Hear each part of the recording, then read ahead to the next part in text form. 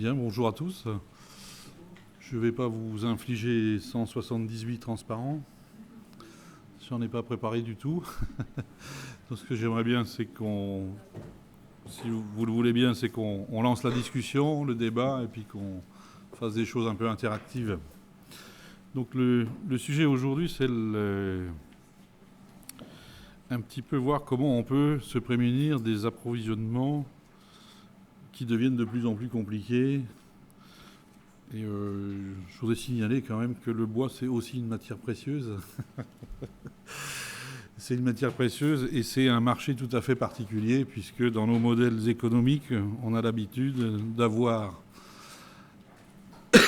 lorsqu'on fait des approvisionnements, d'aller sur le marché, de faire une mise en concurrence. On a nos acheteurs, on a tout le monde, on fait une mise en concurrence et puis on cherche le meilleur prix, la meilleure qualité au meilleur prix, etc., avec une notion qu'on a tous en tête, c'est plus on va en acheter, plus on a du volume, plus on est un client important pour le fournisseur, et donc plus on va avoir de facilité à s'approvisionner, et mieux sera le prix.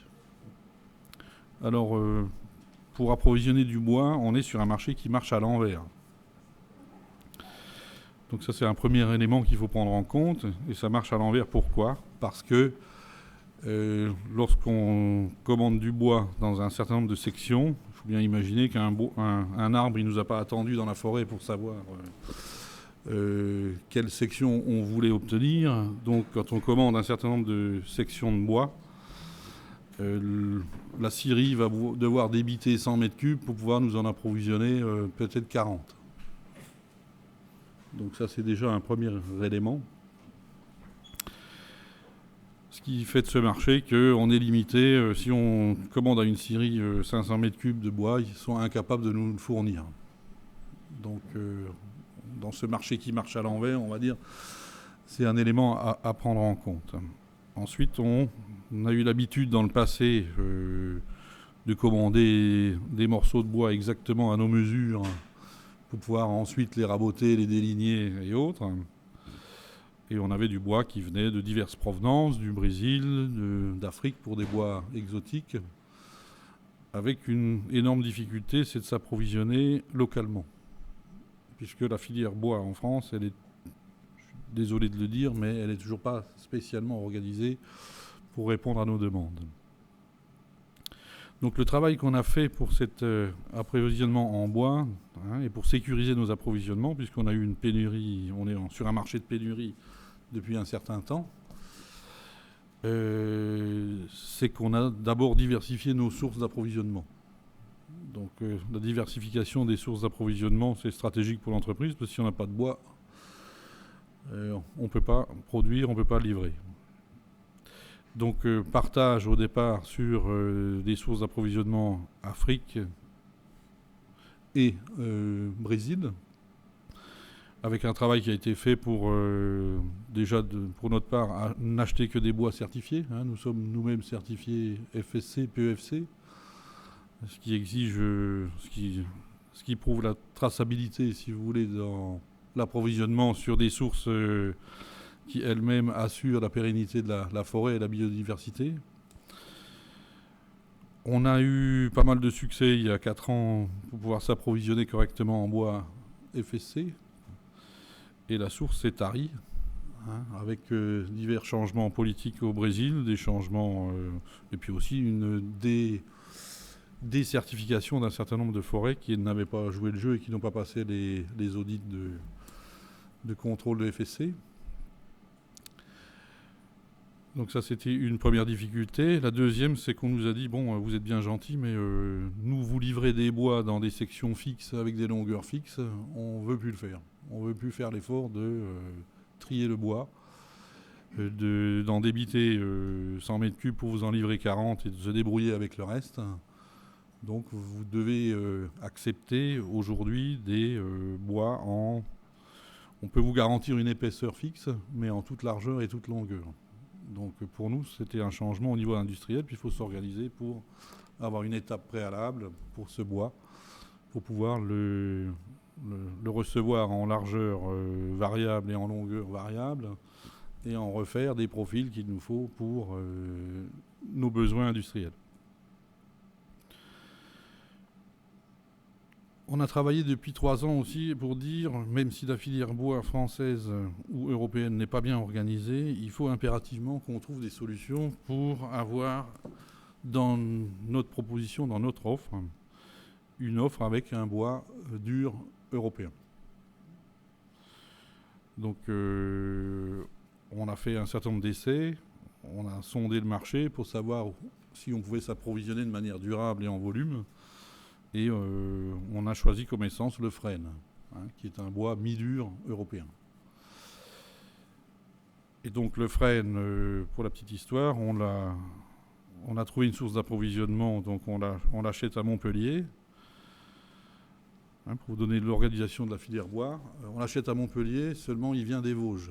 Donc c'est quand même un peu particulier. Et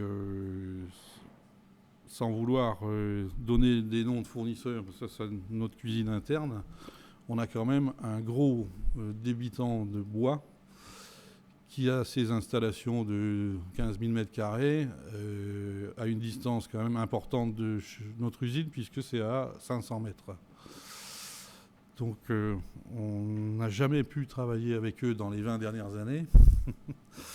Il y a eu un changement de génération chez eux et j'ai rencontré la jeune génération et j'ai dit il n'est pas normal et il n'est pas normal qu'on ne puisse pas s'approvisionner en frêne avec un partenariat avec vous.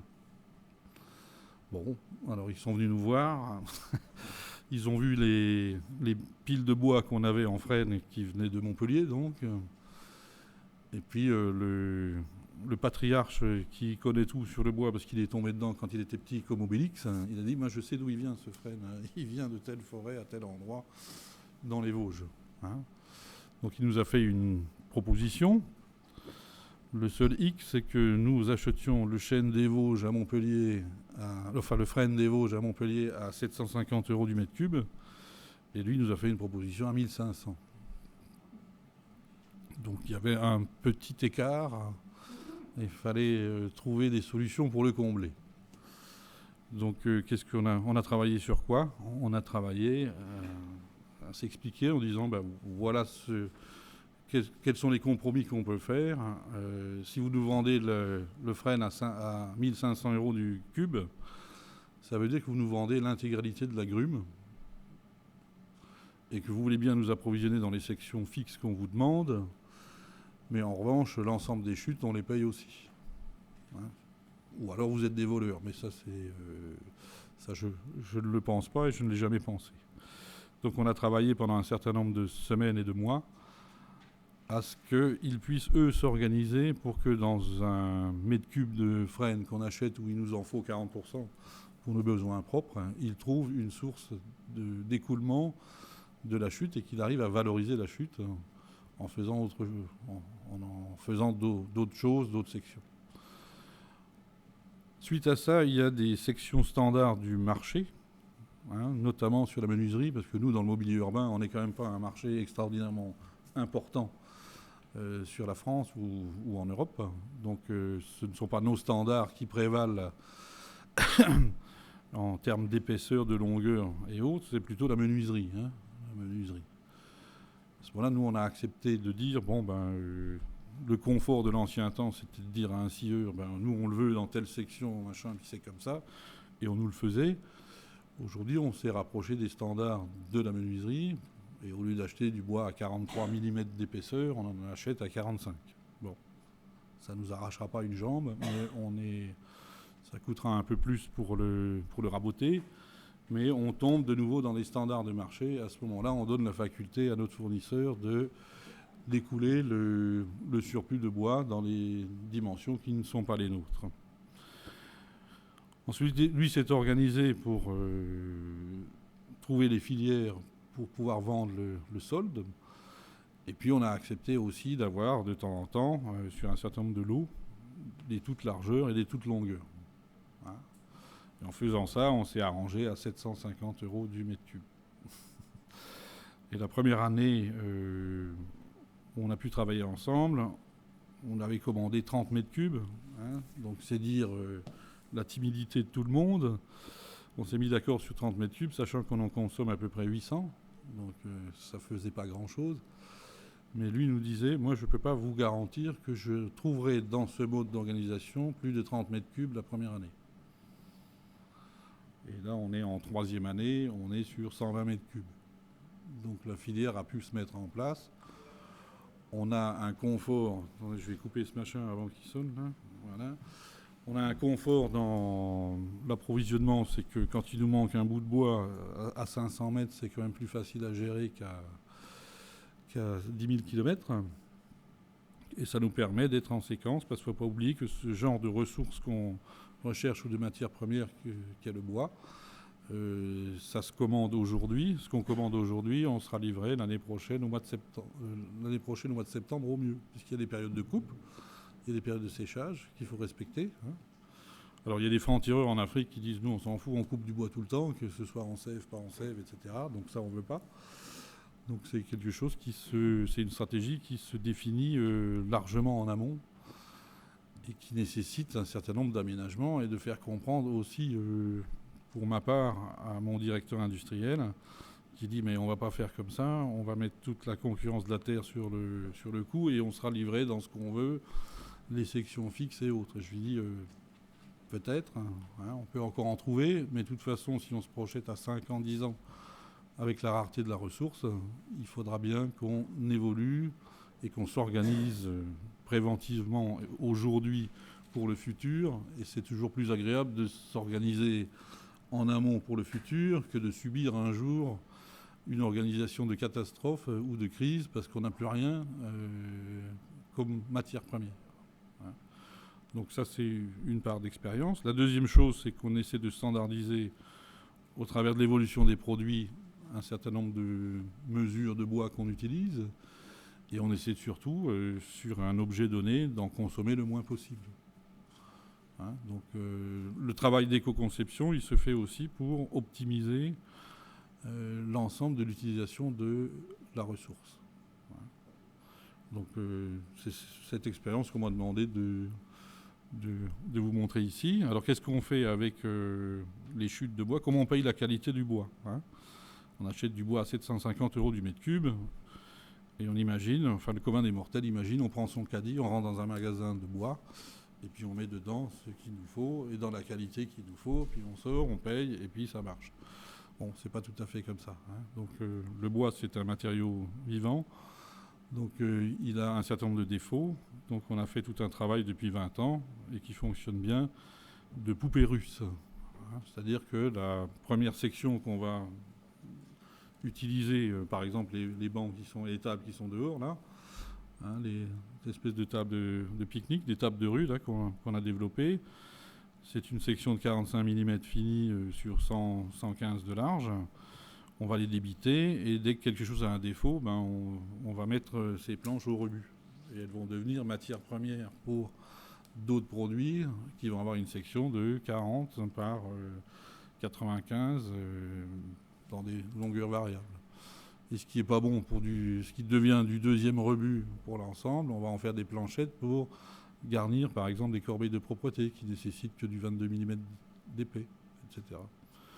Et donc le bois on tourne autour, on le rabote et on produit du déchet.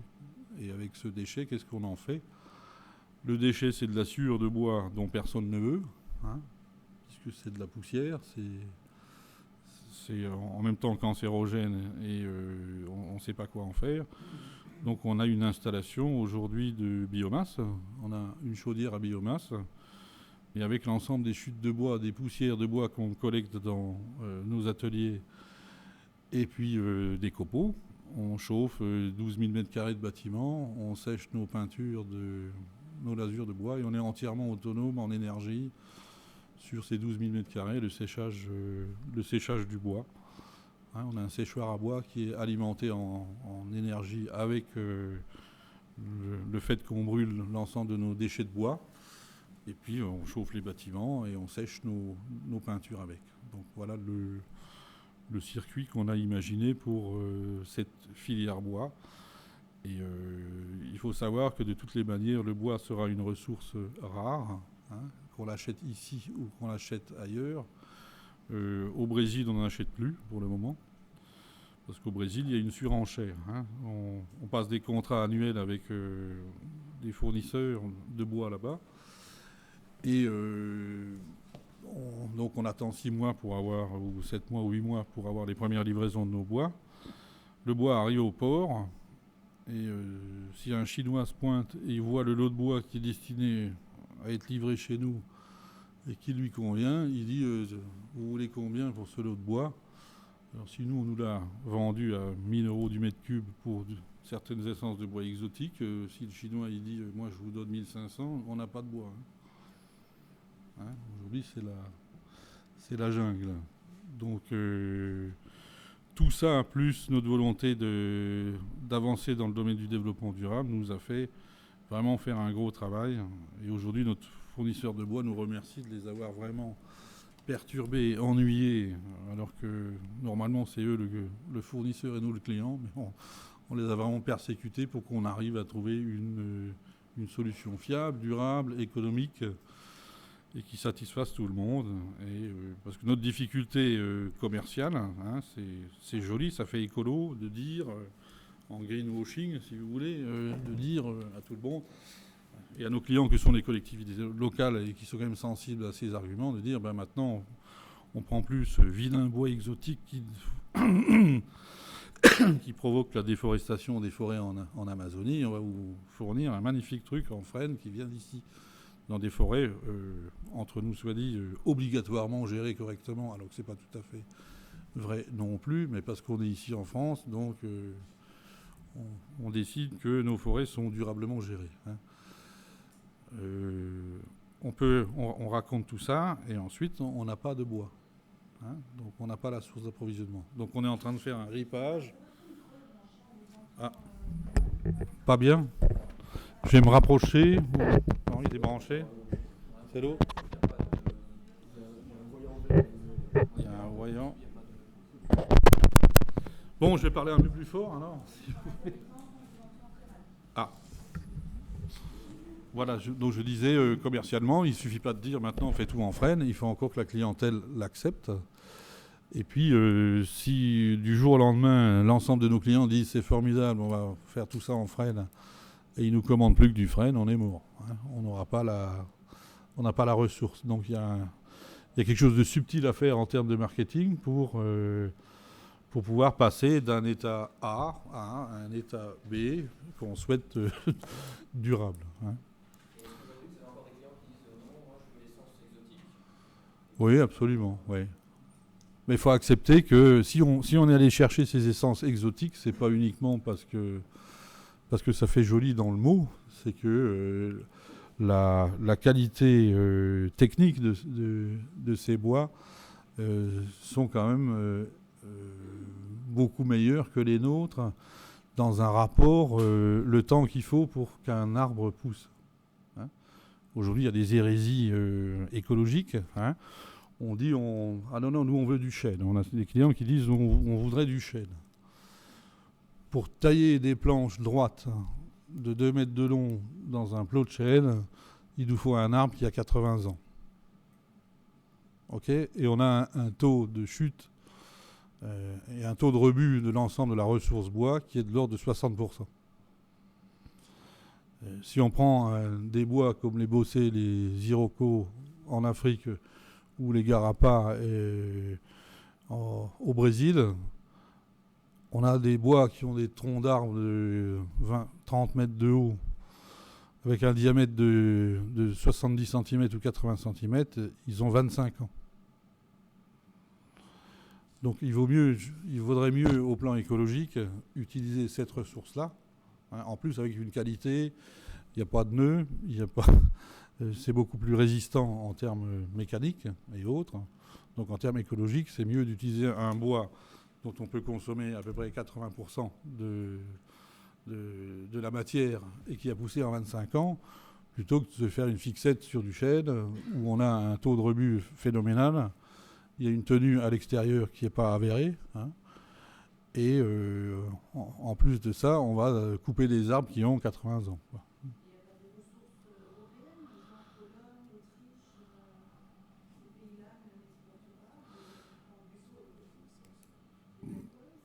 ils ont des belles forêts. On a eu une fixette il y a 3-4 ans, il y avait une mode sur le mélèze. Hein. Donc le mélèze, il vient de Russie. Aujourd'hui, il n'y a plus de forêt de mélèze en Russie. On a acheté de l'Iroko il y a 20 ans. C'était des bois qui venaient de Côte d'Ivoire. Les premiers Iroko, c'était des Iroko qui avaient poussé dans la montagne. Hein. Ils avaient poussé tout doucement. Ils étaient d'excellente qualité. Et les Ivoiriens, quand ils n'avaient plus rien dans les montagnes, ils sont allés dans les plaines. Et après, on nous a livré des bois de mauvaise qualité qui venaient des plaines. Et aujourd'hui, ils n'y livrent plus rien parce qu'il n'y a plus de bois. Hein. D'où l'urgence à se préoccuper, même si dans l'entreprise, on n'a pas la vocation à, j'allais dire, à rénover l'ensemble des pensées écologiques de toute la Terre, mais il faut qu'on se préoccupe de la sûreté de l'approvisionnement en bois. Et nous, on milite, c'est pour ça que je vous fais le discours sur le chêne, on milite pour qu'on utilise des choses et que ce soit vrai, et pas uniquement que ce soit un phénomène de mode. Hein, on a une mode, c'est d'utiliser du robinier, hein, de l'acacia. Un acacia, il y en a près du riz, il y en a plein partout, hein, de cette famille-là. Un acacia, ça pousse comme ça. Et ça a un tronc d'arbre qui a maximum 20 cm de diamètre à l'âge adulte. Pour tailler des planches là-dedans de 2 mètres de long, là c'est plus 60% de chute qu'on a, c'est 80. Alors au motif qu'on a trouvé un truc et que c'est une mode, est-ce qu'on doit aller là-dedans? Moi je pense que non. Hein, oui. Et le frêne, tu passes souvent entre le chêne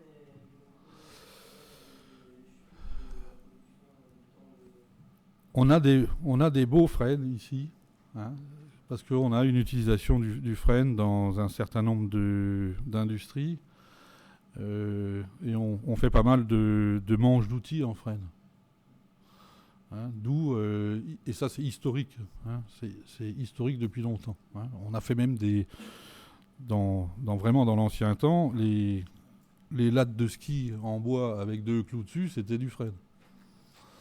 Donc de ce fait, dans l'histoire, on a, en termes de frêne, une forêt avec des arbres qui ont été gérés pour atteindre cet objectif de diamètre et autres. Donc il y a une ressource.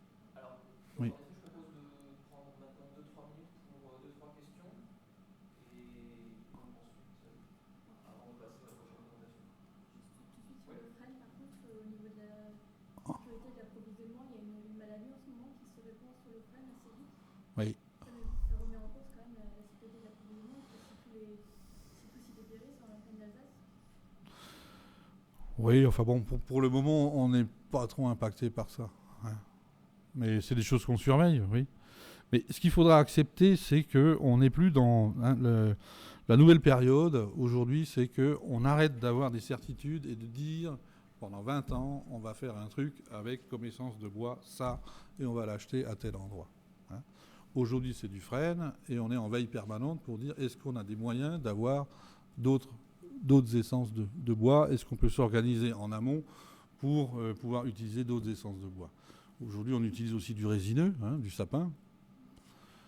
Et le sapin, on a même des mêmes soucis de maladie. On a ce même type de soucis. Et aujourd'hui, on achète du sapin qui est plus cher que du frêne. Et qui a une résistance mécanique qui est 2 fois moindre. Mais sinon, si on doit faire une échelle entre des bois exotiques comme du bossé et du garapa et du frêne, le frêne, il est intermédiaire entre du résineux et du garapa. Non, oui. Qu'est-ce que vous faites de vos cendres en sortie de chaudière? Les cendres, elles sont reprises par un Veolia. Hein, elles sont. Vous payez pour ça? Ouais. Ça a une valeur. Ça peut être des usages et des gens qui peuvent. Voilà, mais ça c'est tout le challenge qu'on a. Aujourd'hui, nous on sait pas, on n'est pas dans la filière. Qu'est-ce qu'on fait? On les donne en déchets, quoi. Hein, on ne sait pas, on n'est pas organisé pour ça. Hein. Est-ce qu'aujourd'hui vous observez aussi une hausse importante du prix des différentes essences de bois et quelle est la tendance? La tendance, c'est que cette ressource elle est en train de devenir rare, donc il n'y a pas de miracle. Je veux dire, le bois, il sera de plus en plus cher. hein, il sera de plus en plus cher.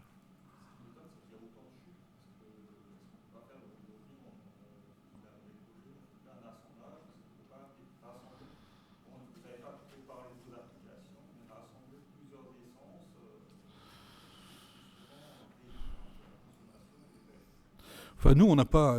Il y a beaucoup de chutes globalement sur l'industrie du bois. Hein. Chez nous, le bois qui rentre, il n'y a pas de chute. Hein. Il est valorisé jusqu'au dernier kilowatt. Hein.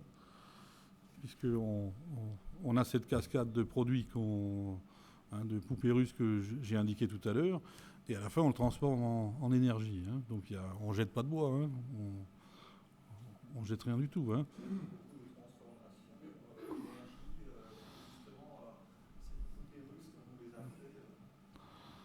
Oui, mais par rapport à si vous voulez, il faut prendre toute la filière. Hein. Aujourd'hui, nous, on consomme des choses et on évite à notre fournisseur de bois d'avoir à avoir X dimensions dont il ne sait pas quoi faire, hein, qui finit par nous facturer, et puis lui, il le jette. Hein. Donc nous, on le garde chez nous, ça nous coûte moins cher globalement, à condition de faire cette opération de transformation. Donc il ne faut pas le regarder uniquement, la transformation uniquement chez nous. Hein. Il faut le regarder sur l'ensemble de la filière. Et je pense qu'en faisant comme ça, on utilise à fond la ressource bois. Hein, c'est optimisé. Bon, on n'est pas...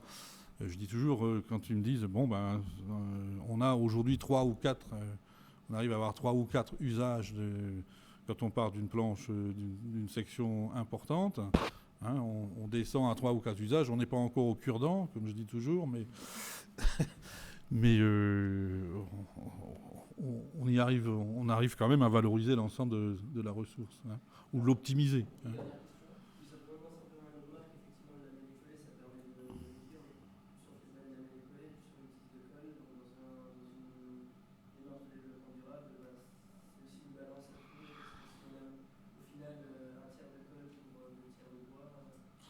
Voilà, puis nous, on a... Et chez nous, on est quand même dans une industrie où tout ce qu'on livre, c'est dehors. Donc le lamellé collé dehors, c'est pas extraordinaire, hein, en termes de durabilité.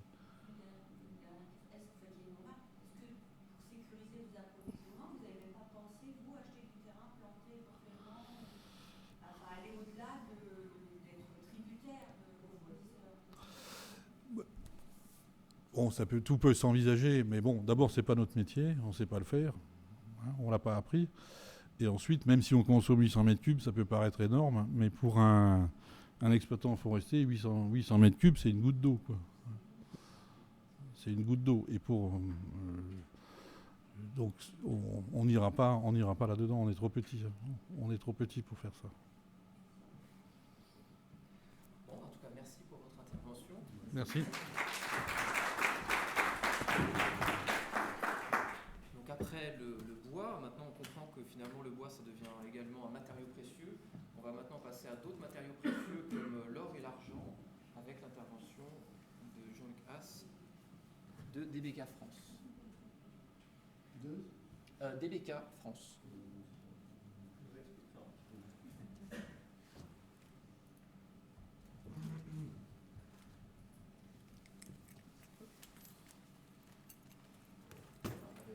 Alors comme l'atelier a commencé un peu tard, je propose de quand même finir 10 minutes en décalé.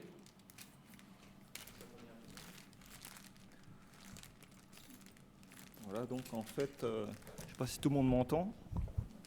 C'est bon au niveau du son? Marche pas? D'accord, donc je vais essayer de parler un peu plus fort. Donc moi je travaille dans un groupe allemand qui s'appelle DBK.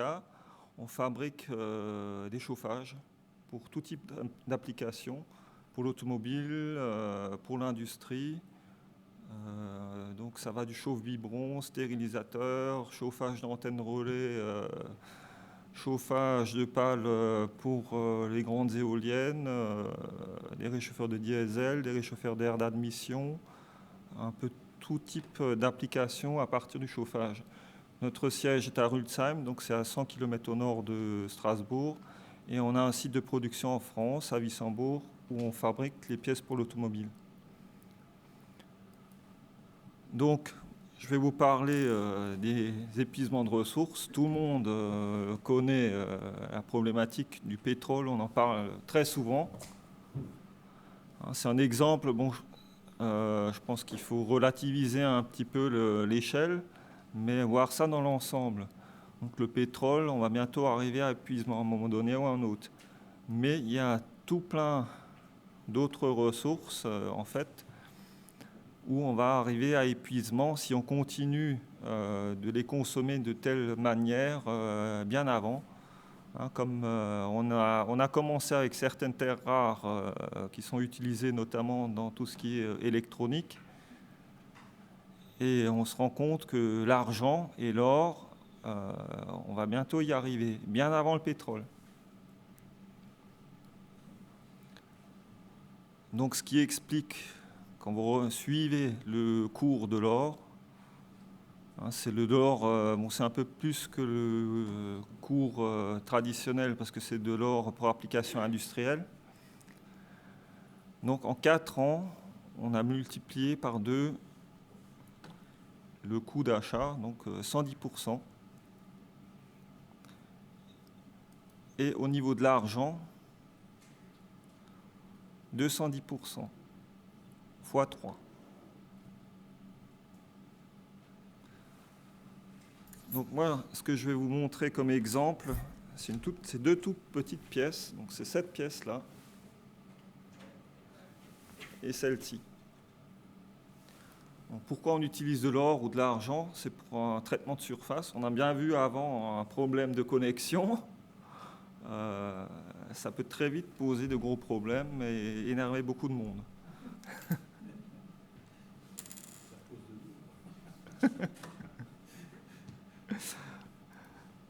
Donc si on prend la pièce que voici, on a 3 à 5 microns sur la pièce. Donc c'est une connectique, en fait, c'est un réchauffeur d'air d'admission. Bon, je ne vais pas rentrer dans les détails techniques. Donc la base de calcul, j'ai fait une base sur 100 pièces. Donc 100 pièces en 2010 coûtaient 8,88 €. Donc avec le prix de la tôle, 6 € et quelques, et 2,50 € la part argent. Donc moins de 30%. Donc avec l'augmentation du prix de l'argent qu'on a vu avant, ça se traduit en 2012 à un prix de revient de 12 € les 100 pièces. Avec le coût de la tôle qui a même diminué légèrement, et l'argent, donc x3, qui représente aujourd'hui plus de 50%. Les quelques microns, c'est 50% du prix de la pièce. Donc on a un besoin annuel de 450 000 pièces, et dans l'application, il y a 2 tôles. On consomme 64 kg d'argent et 4 tonnes de tôle. Voilà, juste pour faire ça. En 2010, ça nous a coûté 80 000 €, 22 000 € en argent, et en 2012, 110 000 €, donc 57 000 € pour l'argent qui est sur ces pièces-là.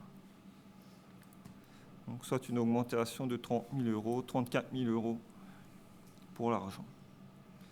Et ceux qui savent, qui connaissent un peu le métier de l'automobile, vous négociez les prix au début du produit, et après, c'est des baisses 3% par année. Que la matière augmente ou pas, ce n'est pas leur souci. Est-ce qu'il y a un matériau alternatif? Je pense, je ne sais pas, il faudrait peut-être analyser les connecteurs. Là. Ça existe certainement, mais après, avec des risques plus importants. Déjà là, on va voir après, c'est déjà une alternative. Donc en fait, pour 2013 et pour l'application, donc si on reprend, on a en 2010, on a payé le kilo à peu près 358 €. En 2012, 896. Et on part du principe que début 2013, on va le payer plus de 1 000 €. Donc si on ne fait rien sur nos pièces, prix de revient, ça sera 13 € les 100 pièces. Après, on a imaginé donc qu'est-ce qu'on pourrait faire, différentes possibilités. Acheter une tôle déjà, parce que là c'est du traitement de surface, donc c'est de l'électrolyse. Acheter des tôles qui sont déjà revêtues d'argent, donc ça coûterait beaucoup plus cher encore, ça serait de l'ordre de 16 €. Si on fait, parce qu'en fait sur la pièce, vraiment la partie la plus importante où vraiment le client insiste, c'est cette partie-là, c'est le connecteur en lui-même. Par contre, pour revêtir juste ce connecteur-là, sur ces pièces-là, s'il faut les prendre individuellement et mettre sur des supports, dans la première, enfin, si on le prend unitairement, ça coûterait encore plus cher, ça serait 17 €. Par contre, si on fabrique des bandes et on fait un traitement par bande, on peut réduire ce coût. Il faut reprendre les pièces, donc il y a 2 opérations d'emboutissage. Donc il y a beaucoup plus de main-d'œuvre, d'énergie qui est dépensée, mais on économise pas mal de matière et ça reviendrait moins cher. Donc 8 €. Et on a poussé l'étude beaucoup plus loin encore en se disant qu'est-ce qu'on peut faire d'une manière industrielle aujourd'hui. Donc déposer 0,5 microns, c'est le minimum industriel possible actuellement. Ce qui n'était pas le cas, je veux dire, les normes, quand elles ont été faites il y a 10-15 ans, c'était plus entre 3 et 5 microns, et là on est déjà entre 3 et 5 microns, parce que c'était assez difficile d'avoir une uniformité, une bonne répartition. Donc si on ne fait rien, on paiera au moins 7 000 € de plus encore l'année prochaine. Par contre, si on arrive à mettre en place les tôles uniquement traitées la pointe, on peut économiser 10 fois les ressources. Donc de 63 à 64 kg, on utilise 6 kg, on n'utiliserait que 6 kg de ressources, et donc économiser 36 000 €. Et ça ne changerait rien à la qualité de la pièce? Non, pas à ce niveau-là. Par contre, c'est l'application. Si on décide de réduire à 0,5 microns, donc là on a déjà plus d'incertitude, mais au lieu de consommer nos 63 kg, 64 kg, on sera à 800 grammes. Donc 48 000 € d'économie possible. Par contre, donc, les applications, il faut les valider, il faut le tester, il ne faut pas qu'il y ait de panne. Donc ça coûte à peu près dans les 50 000 € de valider, et encore sous réserve. Est-ce que votre client est associé à vos réflexions? Parce que même si Ils sont très impliqués. Oui, il va quand même un jour ou l'autre le subir, parce que s'il ne marche plus avec tout à vous, fait. le voisin ne pourra pas non plus faire des prix. Non. Donc ils sont associés dans toute votre recherche? Oui, ils sont à la limite, c'est même eux qui font des recherches aussi de leur côté. Mais en fait, tout dépend un peu de l'application. Je propose d'en parler à la fin, parce qu'il y a encore un autre exemple. Et qui sont les gros consommateurs d'argent? C'est dans l'électronique principalement ou... Pas uniquement. Tout ce qui est contact, en fait, on se rend compte que nos clients, parce que l'argent, il y a l'argent, mais il y a l'or aussi. Après, je vais parler de l'or. Aujourd'hui, il y a un constructeur qui a ses contacts en or, et c'est un Français, et tous les autres utilisent de l'argent. C'est vraiment tout ce qui est connectique, en général, là où il peut y avoir une oxydation, il y a un traitement de surface. Donc pour illustrer un petit peu encore l'exemple, les 0,3% d'argent qui sont sur notre pièce représentent, si on prend la base 2010, 30% du prix de la pièce, et actuellement c'est plus de 50%.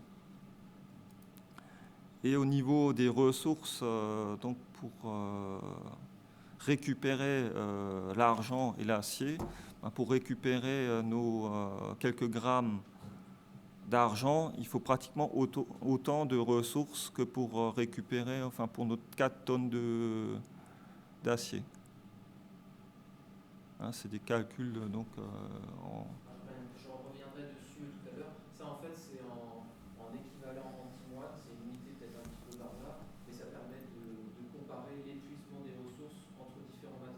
Oui, En fait, ce qui est intéressant, c'est que on peut revenir peut-être dans le graphique. L'antimoine se situe à ce niveau-là.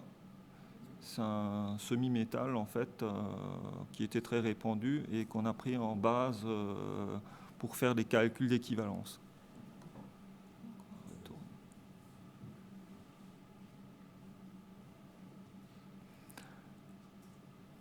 Quel est l'impact de la spéculation sur ces matières? 50% à peu près sur l'or.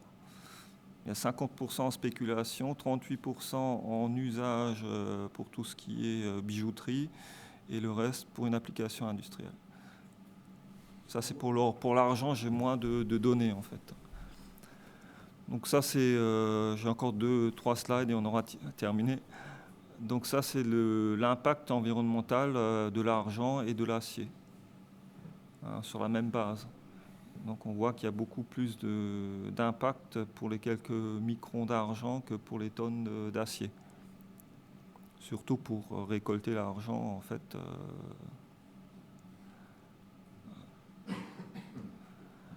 Donc un deuxième exemple, encore plus flagrant, c'est un contact électrique pour notre client français qui insiste pour avoir de l'or. Donc là, on a 0,127 g d'or pour 100 pièces. Et ces pièces-là sont utilisées d'une manière standard sur plusieurs applications. Chez nous, 1,5 million de pièces on a consommé en 2012, où on va consommer. C'est 1,9 kg d'or. Donc avec un prix moyen de début de projet de 25 € le gramme. On avait pour 47 000 €. Et en 2012, c'est 45 € le gramme, 85 000 €. Donc une augmentation de 38 000 €. Remplacement de l'or, justement, par quoi? Par de l'argent. Tous les autres le font, sauf un, français. Je ne vais pas le citer, mais il n'y en a pas tellement. Remplacement de l'or par de l'argent pour les mêmes applications. Au lieu de 85 000 €, on avait 1 900 € et on peut économiser 83 000 €. Donc le client a refusé. Ça fait 10 ans qu'on fait des essais, qu'on lui démontre que ça fonctionne et qu'il refuse parce qu'au niveau national, il y a des contraintes qui disent tout contact électrique dans notre application, il doit y avoir de l'or. Point.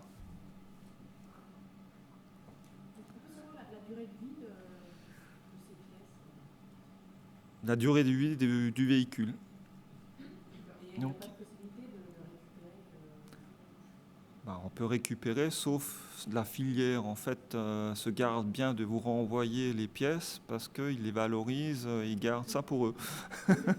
Vu l'évolution du prix en plus, j'ai pas encore réussi à faire le calcul combien de grammes d'or il y a par véhicule. Mais je pense que la partie récupération devient de plus en plus lucrative. Mais sinon, si on ne considère pas le véhicule, mais la pièce en elle-même, elle a une durée de vie de combien? Elle doit être garantie 15 ans pour nous, notre pièce. Donc c'est vraiment, elle doit garantir la durée de vie du véhicule. Voire plus à la limite, mais c'est des applications qui sont... En fait, une deuxième difficulté, c'est que les constructeurs, en fait, ce genre de pièces, ils s'en passeraient bien. Donc, dans la conception, au départ, ils ne le prévoient pas. Ils font les essais en hiver avec les nouvelles générations de moteurs. Et là, on se rend compte très vite, il y a un problème, parce qu'il y a de la condensation dans le moteur qui se forme. Juste pour imaginer un petit peu, c'est le bloc moteur, en fait, vous avez l'air qui circule. Dans le temps, avec les anciennes normes anti-pollution, c'était rejeté dans l'air. Et aujourd'hui, il faut que ce soit un circuit fermé. Donc c'est réinjecté. Et en fonction de la position, si c'est positionné comme ça dans le véhicule, vous roulez quelques kilomètres, vous arrêtez. La condensation dans les circuits qui se forment, ça se regroupe à un endroit, ça gèle. Et quand vous voulez redémarrer, à un moment donné, il y a une montée en pression. et il y a quelque chose au niveau du moteur qui casse, soit le joint de culasse, un bloc moteur, et là c'est le moteur qui est cassé. Donc c'est une petite pièce, une petite application, mais qui peut avoir des conséquences assez graves. Et c'est pour ça aussi qu'il n'y a pas grand monde, à un moment donné, il faut limiter les risques. Pardon, vous parlez de récupération dans le monde de l'automobile, mais de fait, est-ce que la filière va aller exploiter ces petits microgrammes d'or qui sont sur toutes les pièces-là? De plus en plus, il faudra... il y a à peu près 30% des produits qui sont recyclés. En complément à cette question, est-ce que ça reste rentable pour le recycleur d'extraire quand on fait une épaisseur de 0,5 micron par rapport à une épaisseur de 5 microns? Tout des... Ouais. Plus de réponses cet après-midi, parce qu'il y a un atelier sur le recyclage, notamment avec Mégofer. Tout dépend, en fait, je peux répondre, en gros, tout dépend de ce qu'il y a autour. Si vous avez juste la pièce, récupérer l'or là-dessus, c'est pas trop un problème. Si vous avez la pièce montée, c'est déjà plus un problème. S'il faut décarcasser tout votre véhicule pour récupérer l'or sur les contacts, aujourd'hui, c'est pas encore rentable. Moi, il y a quelque chose qui m'échappe là, c'est que vous avez montré que de façon tendancielle, donc les cours augmentent. Donc vous avez parlé de la connectique, c'est le secteur automobile, on le trouve partout, informatique, etc. Tout à fait. Et si on prend l'exemple de l'informatique, les prix ne cessent de baisser. Les ordinateurs, on le voit, au fil du temps, les prix baissent, donc comment ça se fait? Les prix baissent, vous regardez la taille des équipements, en fait, un ordinateur, les composants sont de plus en plus petits. Donc à un moment donné, vous utilisez, la ressource est plus chère, mais vous en utilisez moins.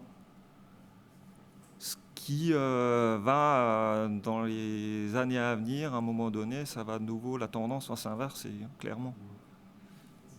Est-ce que vous n'allez pas avoir un vrai moment en termes de modèle économique avec vos fournisseurs de récupération des pièces pour pouvoir fonctionner avec quasiment un constant d'achat plus que ça? Ça, c'est une des questions, mais pour l'instant, c'est très très difficile. À la limite, nos pièces, on pourrait récupérer, je pense qu'ils tiendraient même la durée de vie d'un deuxième véhicule. Mais ils ne sont pas adaptés au niveau, justement, c'est des développements qui sont faits en général pour une gamme de moteurs spécifiques. Donc tous les 5 ans, 7 ans, vous avez une nouvelle gamme et donc de nouveaux produits. Par contre, justement, ça laisse l'opportunité pour nous de tester, justement, là, on prend l'exemple de cette tôle-là, sur ces pièces-là, on ne va pas pouvoir changer. Par contre, l'année prochaine, on démarre un véhicule avec des tôles identiques et on a déjà testé les 0,5 microns. On est en train de tester les 0,5 microns. On s'est rendu compte que le fonctionnement, ça ne pose pas de problème. C'est plus la partie du connecteur, mais ce n'est pas notre produit, c'est un autre produit qui lâche.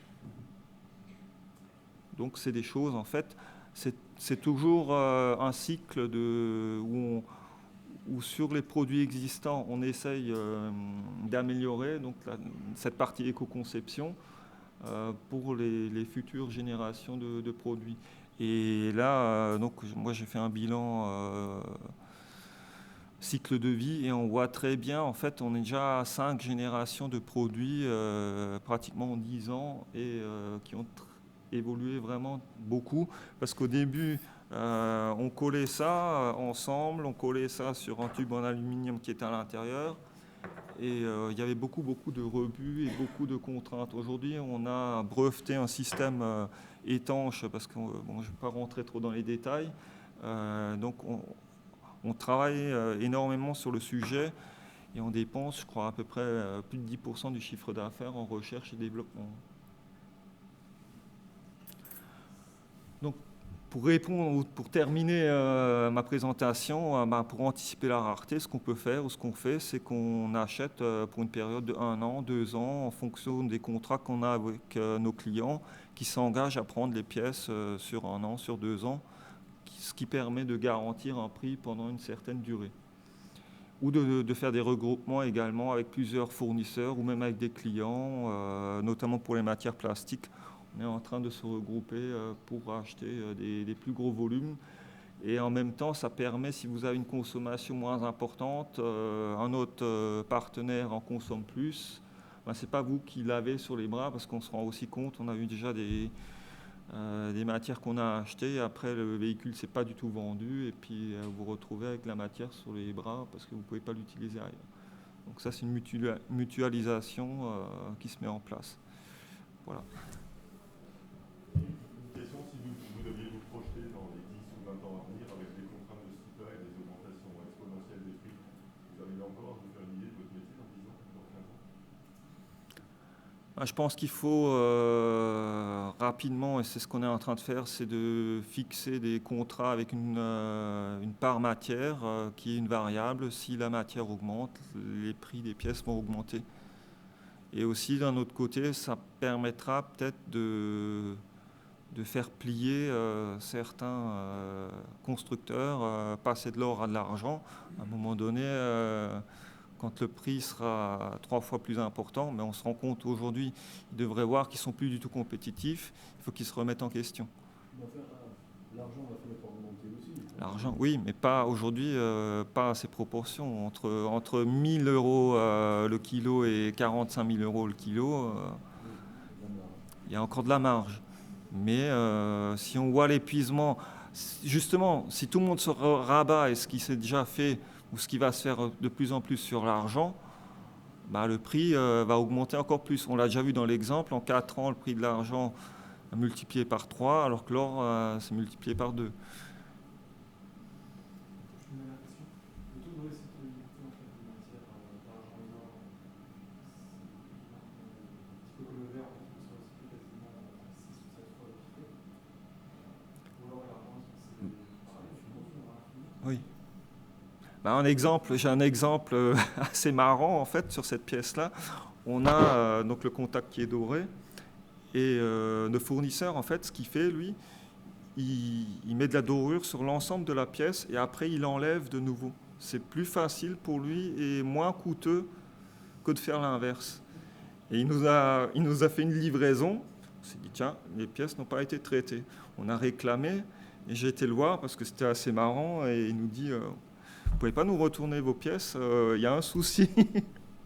En fait, il avait oublié d'enlever le surplus et il y en avait pour 2 700 € d'or. Vous l'avez dit.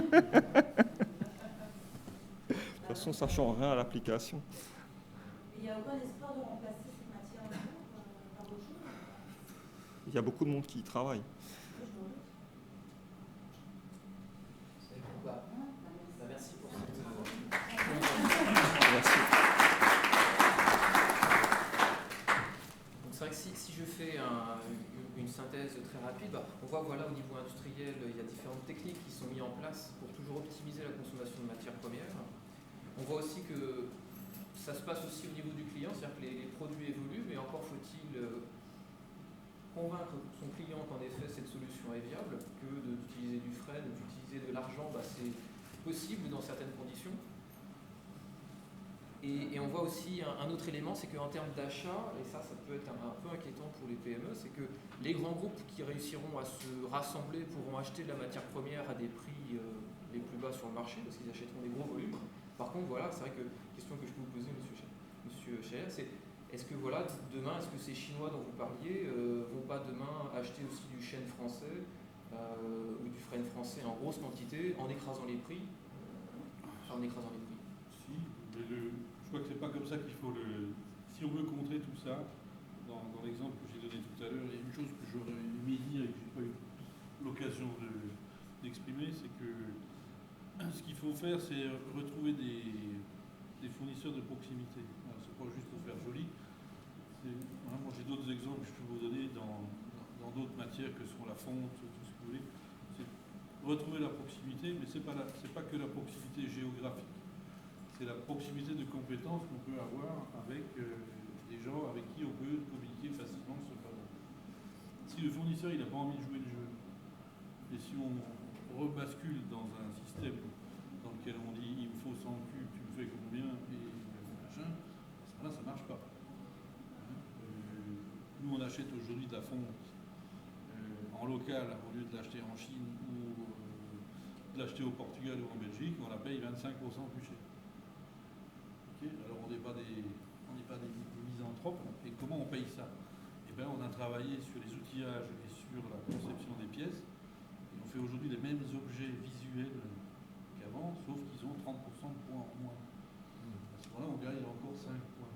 Hein. Et puis au lieu de les acheter en Chine, d'attendre 6 mois et d'avoir un taux de rebut de ce qu'ils nous envoient de 40% en question de qualité, on a 15 jours de délai et on a un taux de rebut qui est quasi nul. Donc, et on n'a plus besoin d'avoir un stock. On a diminué l'encours de stock sur la fonte de 1 million d'euros. Ça nous fait de la trésorerie.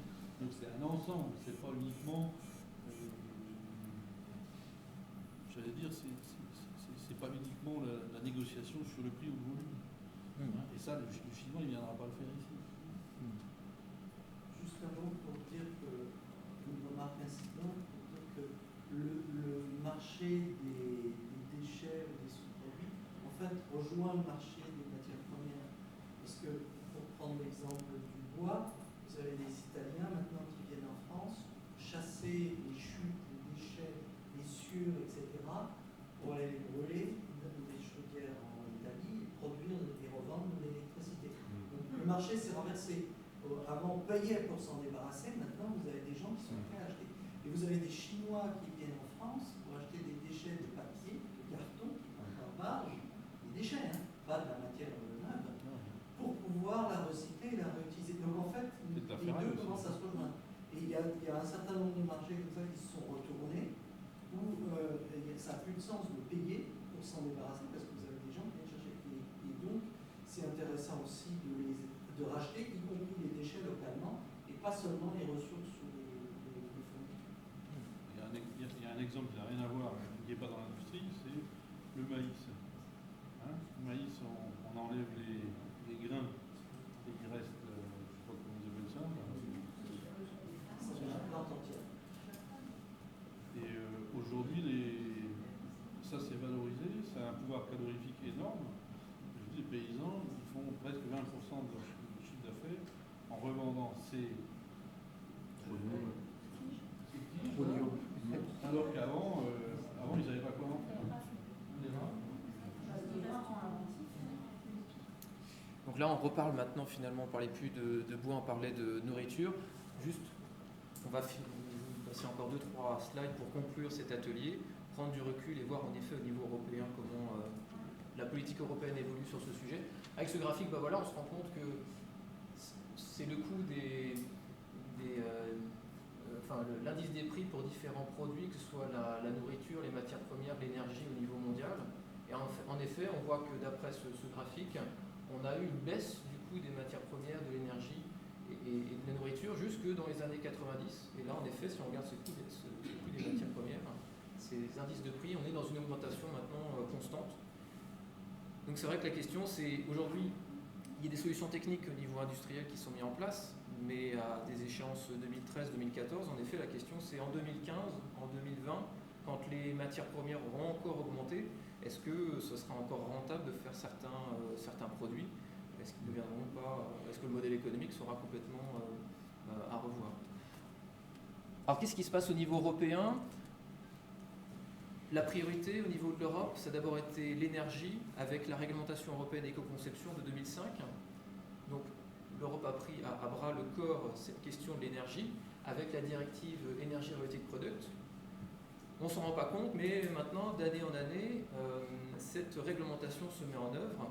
Donc, par exemple, à partir de l'année prochaine, ça va s'appliquer par exemple au niveau des pompes à chaleur. Ce sera interdit de mettre sur le marché des pompes à chaleur qui ont un rendement énergétique faible. Et en 2015, à nouveau, la nouvelle génération de pompes à chaleur devra avoir un rendement énergétique encore plus fort.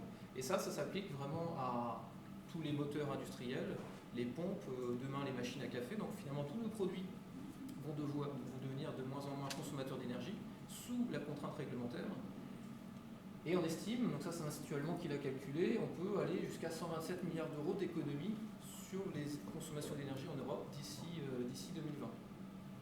Au niveau auto, vous avez également la même pression réglementaire avec d'ici 2020 obligation de mettre sur le marché des véhicules neufs qui émettent au maximum 95 grammes de CO2 par kilomètre. Et si les constructeurs auto n'arrivent pas à ce résultat, ils auront à payer des amendes à l'Union européenne.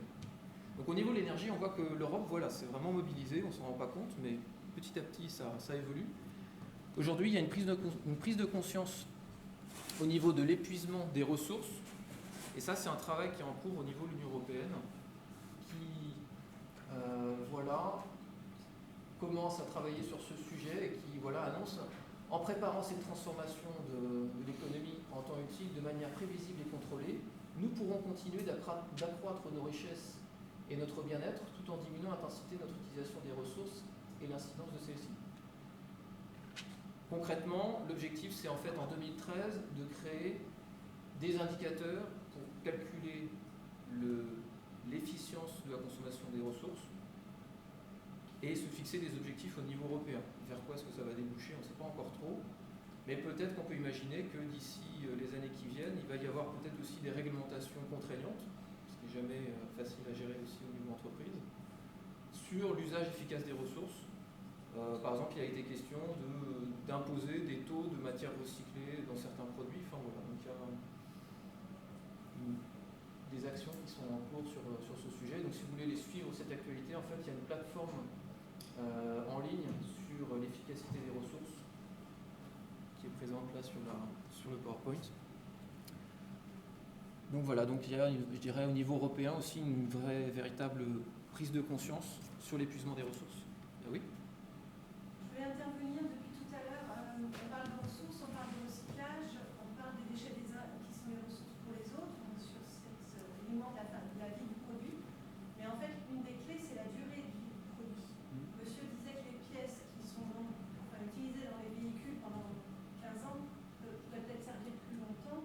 Tout ça me fait penser à l'obsolescence programmée qu'on connaît, qui fait que ma machine à laver, si il y a 20 ans je l'achetais, elle tenait bien 20 ans, et maintenant, au bout de 10 ans, je suis gentille, je peux la changer. Tout ça a un impact énorme sur l'utilisation des ressources, sur l'énergie, etc.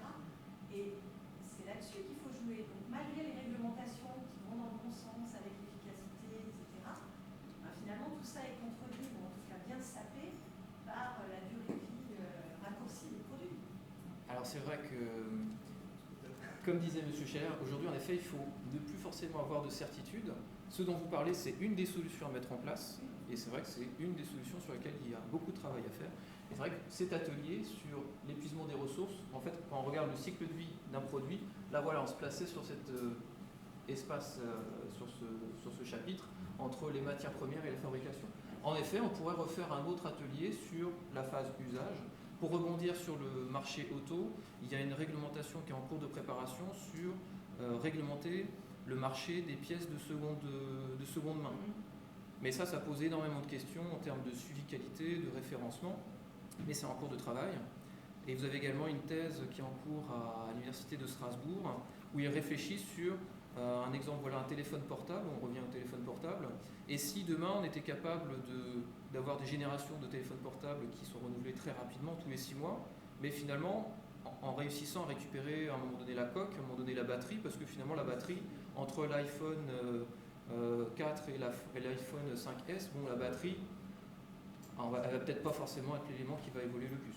Donc voilà, donc en effet, ça pourrait être l'occasion d'un autre échange. Voilà.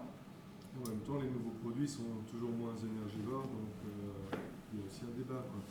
Il y a toujours des transferts d'impact. Je conclurai en vous rappelant ah oui, non, mais c'est du gadget, c'est sûr.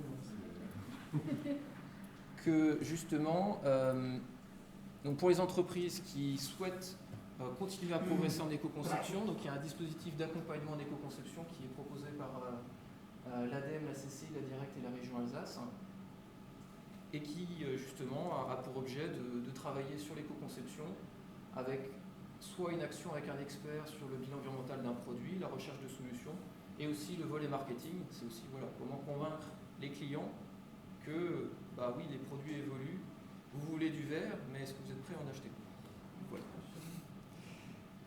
Voilà. Je vous remercie pour votre participation.